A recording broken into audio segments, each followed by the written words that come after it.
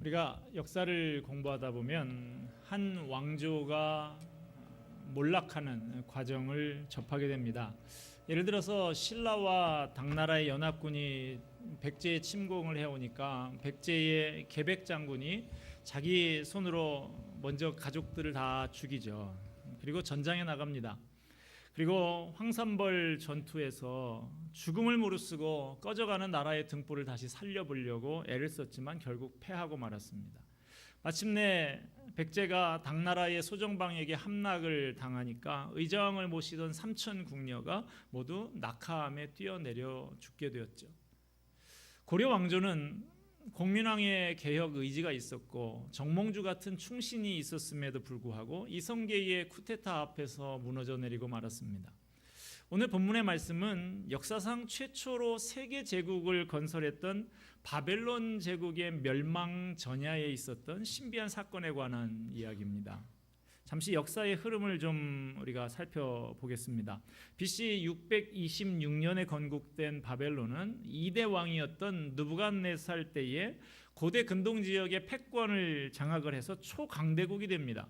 그러나 BC 532년에 느부갓네살 왕이 죽은 다음에 정치적인 혼란기가 찾아오고 국력이 급격하게 쇠퇴하게 됩니다. 7년 동안 온갖 음모와 살인이 계속되어집니다. 그 끝에 결국 바벨론은 BC 539년 메데와 바사, 페르시아에 의해서 멸망당하게 됩니다. 바벨론의 마지막 왕은 나보니더스라고 알려져 있습니다. 그는 재위기간 17년 중에 10년을 바벨론 성을 떠나서 정복 전쟁을 위해 원정을 나가 있었습니다. 그래서 이 바벨론 성을 지키고 다스릴 사람이 필요하기 때문에 아들 벨사살을 섭정왕으로 임명해서 다스리게 했습니다. 그 당시에 메데와 바사가 연합해서 신흥 강대국으로 부상하고 있었는데요. 그들은 나보니더스 왕이 주력 부대를 이끌고 그 성을 떠나 있는 원정을 간 사이에 바벨론을 공격을 했습니다. 메데와 바사의 연합군은 바사의 장군인 고레스의 지휘 아래 바벨론 성을 포위했습니다. 벨사살 왕과 바벨론의 운명, 이것은 이제 풍전등화와 같이 되고 말았습니다. 이런 위기 상황이라고 하면 정신을 바짝 차리고 경계를 해야 마땅할 텐데 벨사살 왕은 오히려 허세를 부렸습니다. 그는 적군이 이 철통 같은 바벨론 성의 방어망을 뚫고 들어올 방법이 없다고 생각을 했습니다. 그도 그럴 것이 바벨론 성은 지난주에도 제가 좀 말씀드렸습니다마는 유프라테스 강에 의해서 둘러싸인 천연적인 요새였습니다. 성 주위에 높이 10.6m의 성벽이 세워져 있었고 이 성벽 안쪽으로 800m 떨어져서 또 같은 높이의 성벽이 이중으로 세워져 있었습니다. 그러니까 이 성을 하나 어떻게 어렵게 넘는다고 해도 잘못하면 두 성벽 사이에 갇히게 돼버리는 것이죠, 적군이. 이 성 참 들어오기가 어려운 것이죠. 이 두 성벽 사이의 토지는 아주 기름진 땅이어서 적이 도시를 포위할 때 식량을 공급하기 위한 땅으로 그렇게 이용이 됐습니다. 외벽의 바깥쪽으로는요, 적의 침입에 대비해서 깊이가 9m나 되는 깊은 수로를 파서 둘러놓았습니다. 그 물은 유프라테스 강에서 끌어오기 때문에 항상 풍부하고 넘쳤습니다. 이러한 방어 체제로 인해서 바벨론의 성은 난공불락같이 보였어요. 그 어떤 적도 감히 그 9m의 수로를 넘고 또 벽을 하나 넘고 또 벽을 넘어야만 이 성에 들어오는데 그것이 거의 불가능한 것이죠. 벨사살 왕은 백성들에게 자신의 권세를 과시하고 사기를 진작시키기 위해서 그 위기 가운데 있었지만 큰 잔치를 배설을 합니다. 고관대작 1000명을 초대한 거대한 잔치를 열었어요. 벨사살 왕이 거나하게 취해서 술기운이 오르자 자제력을 잃고 하나님 앞에서 해서는 안 될 짓을 저지르고 말았습니다. 술 취한 벨사살 왕은 선왕인 느부갓네살 왕 때 예루살렘에서 성전에서 뺏어온 성전 기물들을 가져오게 했습니다. 그리고 제사 드릴 때 사용하던 그 기물들을 이용해서 함께 술을 마시면서 자기들이 섬기던 우상을 찬양했습니다. 여러분, 만약에 내가 사용하는 그릇을 뺏어서 개에게 밥 주는 그릇으로 사용을 했다면 어떠시겠어요? 벨사살 왕은 선왕 느부갓네살도 함부로 다루지 않았던 하나님의 성전 기물을 쾌락의 도구로 사용하며 우상을 찬양함으로써 하나님을 모독하고 하나님의 진노를 샀습니다. 벨사상의 이러한 잔치상에 놀라운 일이 벌어지게 됐습니다. 갑자기 허공에 손가락들이 나타나서 벽에다가 글씨를 쓰는 거예요. 메네 메네 데겔 우바르신. 벨사살 왕이 이 광경을 보자 호탕하게 웃고 있었던 이 왕이 얼굴이 잿빛으로 변하고 다리를 후들후들하면서 두려워 떨기 시작했습니다. 그리고 이 글자를 풀이할 사람을 불러오라고 했지만 누구도 그 뜻을 풀이할 수 있는 사람이 없었습니다. 그때 왕비가 선왕 시절에 다니엘을 기억해내고 다니엘을 추천을 합니다. 이제 다니엘은 80을 훌쩍 넘긴 노인입니다. 그만큼 세월이 많이 흘렀어요. 다니엘은 벌써 잊혀진 이름이 되었습니다. 젊은 왕은 다니엘의 이름을 기억하지 못하고 있었습니다. 그는 공직에서 은퇴하고 초야에 묻혀서 조용히 살아가고 있었던 것 같습니다.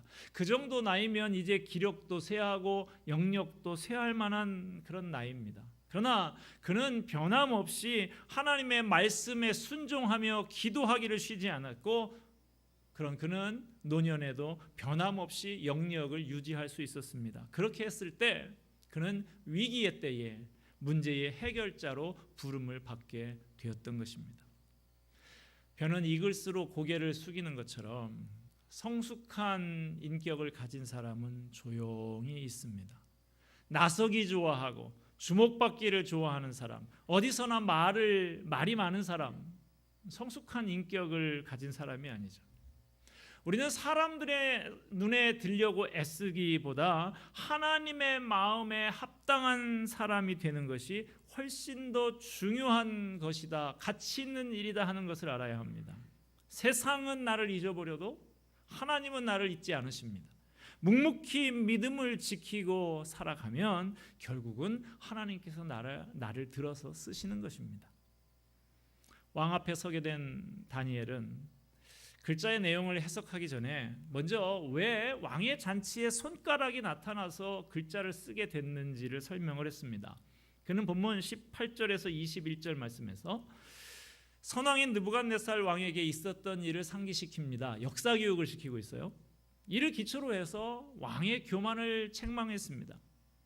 벨사살 왕은 일찍이 하나님께서 선왕 느부갓네살의 교만을 징벌하시고 그를 사정없이 낮추셨던 사건을 익히 알고 있었습니다. 그렇다면 하나님 앞에 마음을 낮추고 겸손했어야 마땅한 것이죠. 그러나 그는 그 역사의 교훈을 깨닫지 못하고 더 큰 악을 저질렀습니다.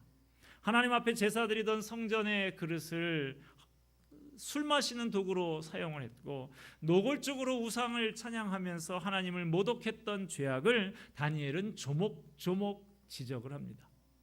그 후에 다니엘이 그 글자의 뜻을 풀이했습니다. 26절에서 28절 말씀 우리 같이 보겠습니다. 그 글을 해석하건대 메네는 하나님이 이미 왕의 나라를 시대를 세워서 그것을 끝나게 하셨다 하미요, 데겔은 왕을 저울에 달아보니 부족함이 보였다 하미요, 베레스는 왕의 나라가 나뉘어서 메대와 바사 사람에게 준바되었다 하미니이다 하니.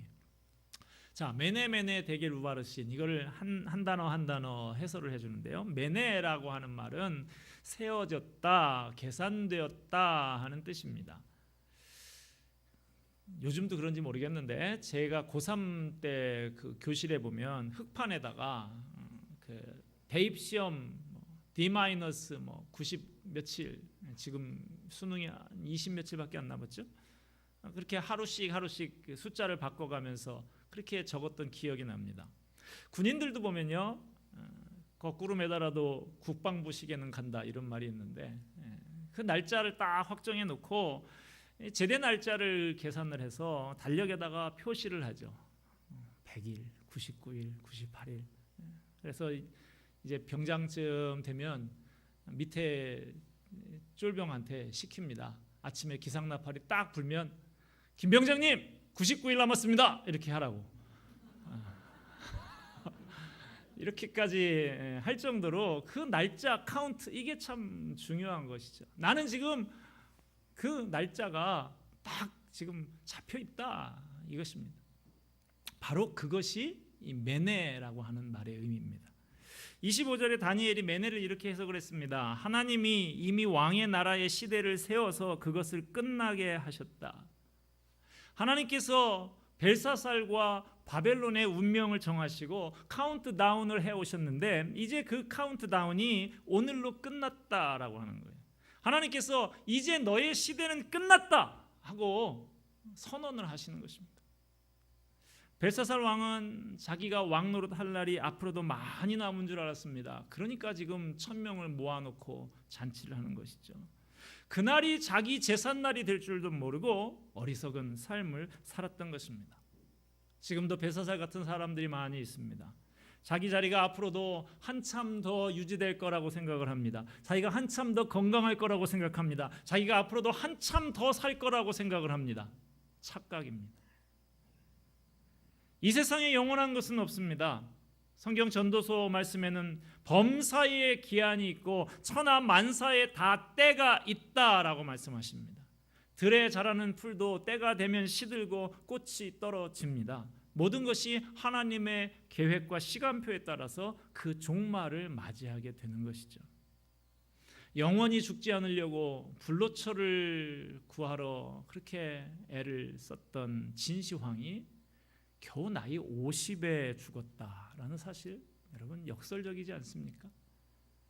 우리의 삶은 기한이 정해져 있고 그 마지막을 향한 하나님의 카운트다운은 계속되고 있습니다.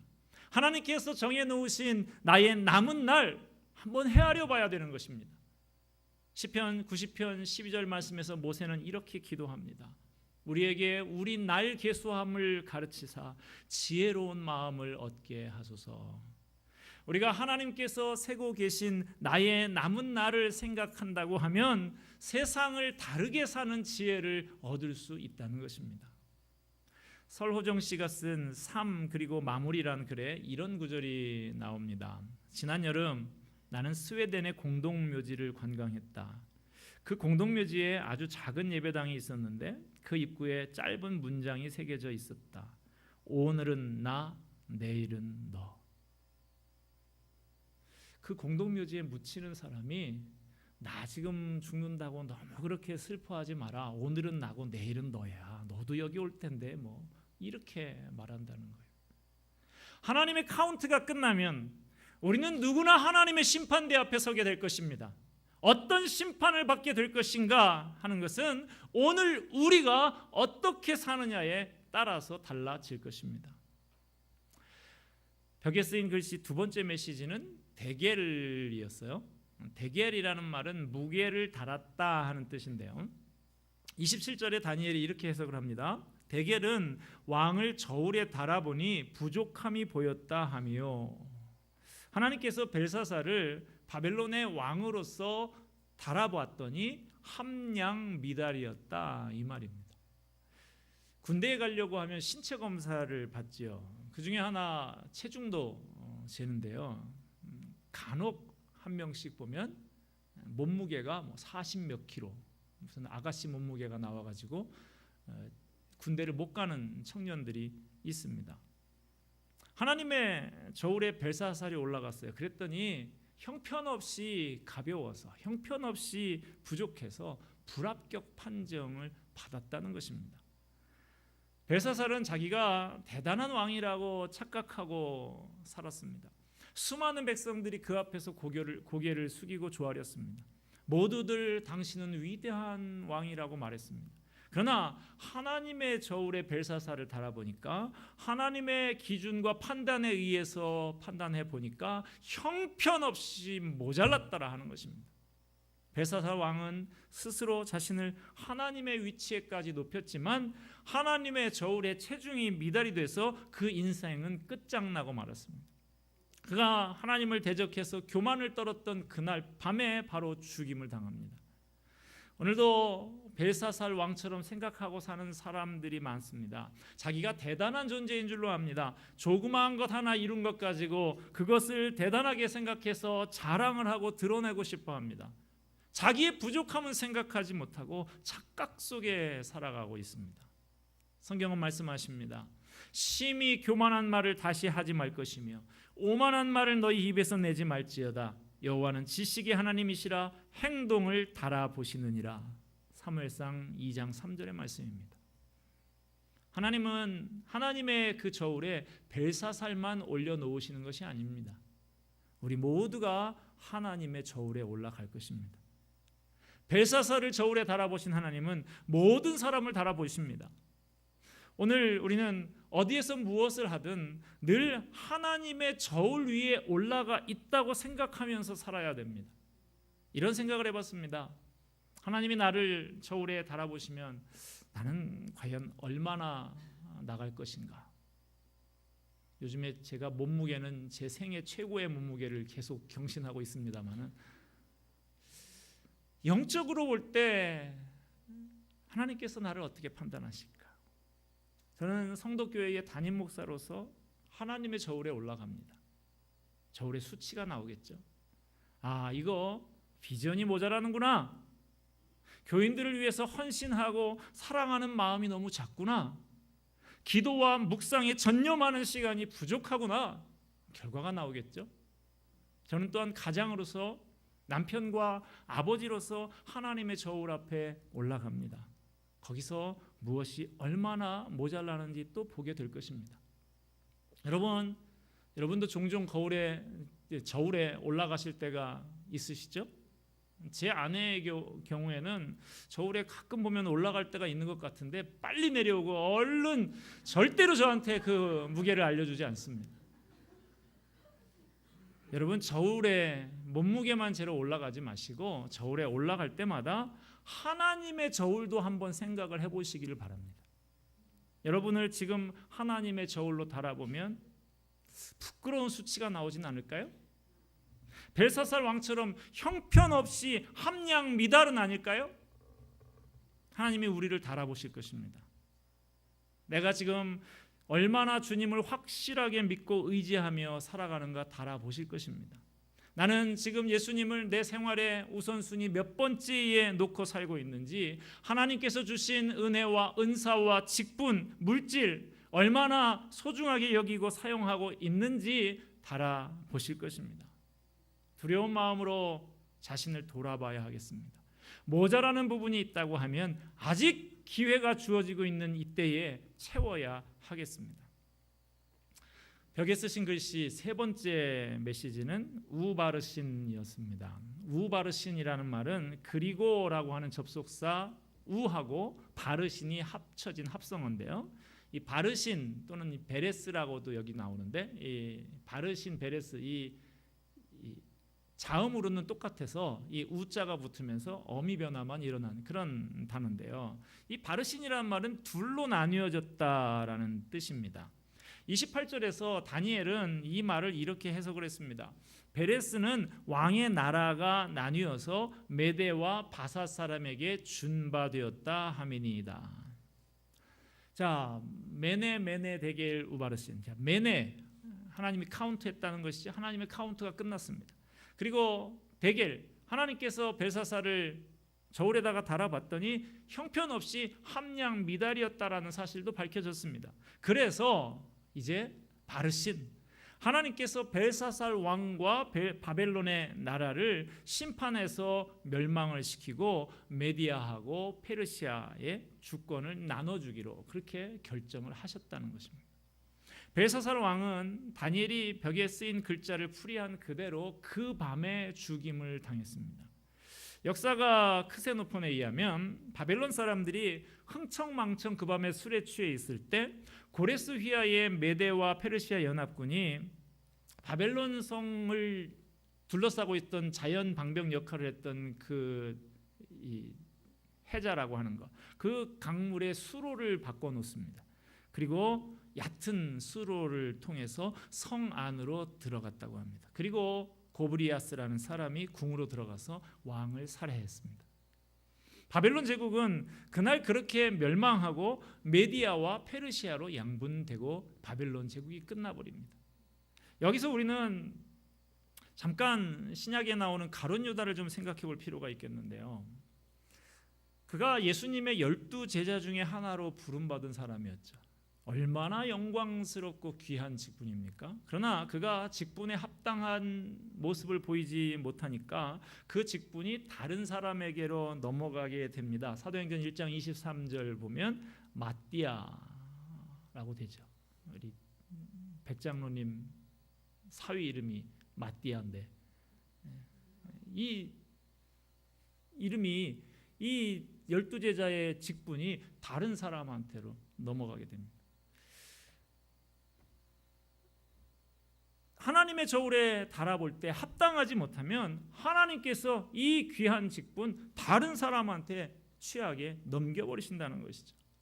에베소 교회, 소아시아에 있는 7교회 중에 첫 번째 손가락으로 꼽힐 만한 그런 교회였습니다. 그러나 주님께서 그들이 처음 사랑을 버렸다고 책망하시면서 만일 회개하지 않으면 그 촛대를 옮기겠다라고 하셨습니다. 우리가 하나님께 받은 은혜를 간직하고 그 사랑 변하지 않아야 합니다. 우리에게 직분을 맡기셨을 때 감사히 여기고 충성스럽게 주님을 섬겨야 합니다. 말씀을 맺고자 합니다. 벨사살은 하나님의 심판이 있을 줄 꿈에도 모르고 살았습니다.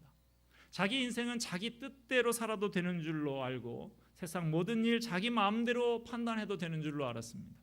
그래서 그렇게 교만했고 아나무인이었고 함부로 살았습니다. 오늘도 벨사살과 같은 사람이 많이 있습니다. 나름대로 성공했습니다. 배울 만큼 배우고 돈도 제법 모아서 남부럽지 않게 살게 됐습니다.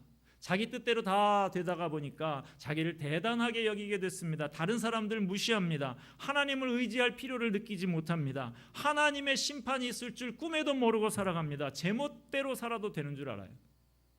그러나 하늘을 찌를 듯하던 권세를 휘두르던 벨사살 왕과 바벨론 제국이 하나님께서 헤아려 보시고 하나님께서 달아보실 때 허무하게 무너지고 말았습니다. 지금 우리나라에도 보면 권력을 등에 업은 사람들에 대해서 별의별 의혹들이 날마다 많이 터져 나오고 있는데요. 그래도 끄떡없는 것처럼 보이는 우모 씨, 최모 씨 저렇게 기세가 등등해 보입니다만은 그래봐야 그 권세가 오래 가지 못한다는 것 우리는 다 알고 있지 않습니까? 결국은 다 내려놓는 날이 곧 오게 될 것입니다. 히브리서는 말씀하시기를 한 번 죽는 것은 사람에게 정하신 것이요 그 후에는 심판이 있다고 했습니다. 그렇습니다. 우리는 우리가 모든 일을 다 마친 후에 하나님의 심판대 앞에 서게 될 것을 잊지 말아야 됩니다. 독일의 설교자요 신학자였던 본 회퍼는 히틀러의 나치 독재 정권에 맞서서 싸웠던 사람입니다. 그는 결국 순교자로 삶을 마감했는데요. 그가 죽음 직전에 환상을 봤다고 해요. 그 이야기가 전해져 오는데요. 하나님께서 재판장이 되시고 히틀러가 심판대 앞에 섰답니다. 하나님께서 말씀하셨습니다. 너 히틀러는 그동안 많은 사람들을 괴롭히고 무고한 피를 많이 흘렸으니 지옥에 가서 고통을 받아라. 그때 히틀러가 부르짖습니다. 하나님, 저는 이런 세계가 있는 줄 몰랐습니다. 만일 알았다고 하면 저는 이런 죄를 범하지 않았을 것입니다. 그런데 누구 하나도 저에게 이런 소식을 알려주지 않았습니다. 그 순간 보네포가 가슴을 치면서 회개했다고 합니다. 주님, 저는 저 사람에 맞서서 투쟁하려고만 했지, 저 사람을 저 곤자에서 끌어내리려고만 했지, 그 영혼을 불쌍히 여겨서 전도할 생각은 하지 않았습니다. 그렇습니다. 우리는 하나님의 심판대 앞에 설 사람들이라는 것을 잊지 말고 살아야 됩니다. 그 심판대 앞에서 부끄럽지 않도록 미리 준비하는 삶을 살아야 합니다. 뿐만 아니라 다른 사람들에게도 이 사실을 알려야 됩니다. 하나님의 심판이 있음을 알려주어야 합니다. 여러분, 벨사살 왕의 잔치상 앞 벽에 쓰여있던 글귀 기억하시기 바랍니다. 메네 메네 데겔 우바르신. 하나님께서 우리의 날을 세고 계십니다. 우리에게 남겨진 날이 길지 않음을 기억해야 하겠습니다. 하나님께서 우리를 저울에 달아보고 계십니다. 하나님의 저울에 함량 미달이 되지 않도록 살아야 되겠습니다. 합당하지 않다고 판단되면 촛대를 옮겨버리시는 하나님이십니다. 주신 은혜와 은사와 직분 감사히 여기면서 충성되이 섬기는 저와 여러분이 되어야 하겠습니다. 하나님을 경외하고 사랑함으로 신실하게 섬겨서 하나님께서 귀히 들어쓰시고 상 주시는 귀한 사람들 다 되시기를 바랍니다. 기도하겠습니다.